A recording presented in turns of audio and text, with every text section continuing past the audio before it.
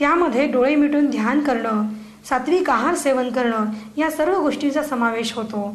त्याचबरोबर 7व्या महिन्यामध्ये टीव्ही पाहू नयेत। टीव्हीमधील कॅथोड रेजमुळे आपल्या मेंदूतील अल्फा लहरी कमी होतात। तसंच लहान मुलांचं क्रिएटिव्हिटी सुद्धा यामुळे कमी होते आणि म्हणून गर्भातल्या मुलाच्या रक्षणासाठी या महिन्यामध्ये गर्भिणीने शक्यतो टीव्ही बघू नये। या काळामध्ये गर्भामध्ये आणखीनही काही बदल होतात।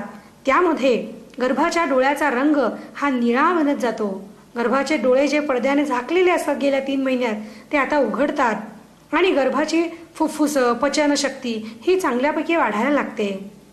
गर्भातील मेंदूची वाढ ही बऱ्याच अंशाने पूर्ण झालेली असते। मेंदूचा कॉर्टेक्स हा भाग अत्यंत चांगल्या प्रकारे डेव्हलप झालेला असतो। त्यामुळे विचार करणं, स्वप्न पडणं हे अतिशय चांगल्या प्रमाणात वाढलेलं असतं। बाहेर जसं मूल क्रिया करतं अगदी तसंच ते गर्भाशयात उदरात पहुडलेलं असतं। या काळात मातेमध्येही काही बदल होतात। त्या बदलांमध्ये माता ही अधिक कृश होते। तिच्या नाभीपटलावर काही विशिष्ट दाब पडतो आणि त्यामुळे तिला थोडंसं अस्वस्थ वाटतं।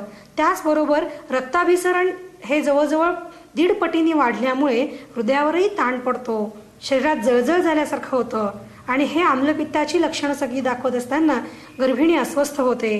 तिला कधी प्रसन्न वाटतं, कधी ती उदास होते आणि ह्यासाठी आणि विशेषतः तिच्या कंबरदुखी, पायदुखी यासाठी तिने काही आसनांचा निश्चितपणे वापर करावा। त्याचबरोबर बसत असताना ताठ बसावे आणि त्याचबरोबर हृदयाच्या पातळीमध्ये पाय घ्यावेत। अशा प्रकारे जर नीट काळजी घेतली तर 7वा महिना, ज्याला चरकाचार्यांनी असं म्हटलं आहे की पाण्याने भरलेला घडा आहे, तो घेऊन जात असताना स्त्री जशी काळजी घेते, त्यातलं पाणी हिंकळू नये म्हणून ती जाणीवपूर्वक पावलं टाकते, अगदी तशीच काळजी गर्भिणीनं या महिन्यात घ्यायला हवी। म्हणजे हाही महिना तिला अत्यंत सुखावह जाईल। 7व्या महिन्यात बाळाचं भ्रूणकर्म वाढण्याच्या दृष्टीनं उडीद, गहू, सोयाबीन, तीळ या पदार्थांचा वापर जास्त वाढवावा। त्यामुळे गर्भाचं वजन वाढण्यास, गर्भाचं मांसपेशी चांगल्या होण्यास व बाळ गुटगुटीत होण्यास त्याचा लाभ होतो।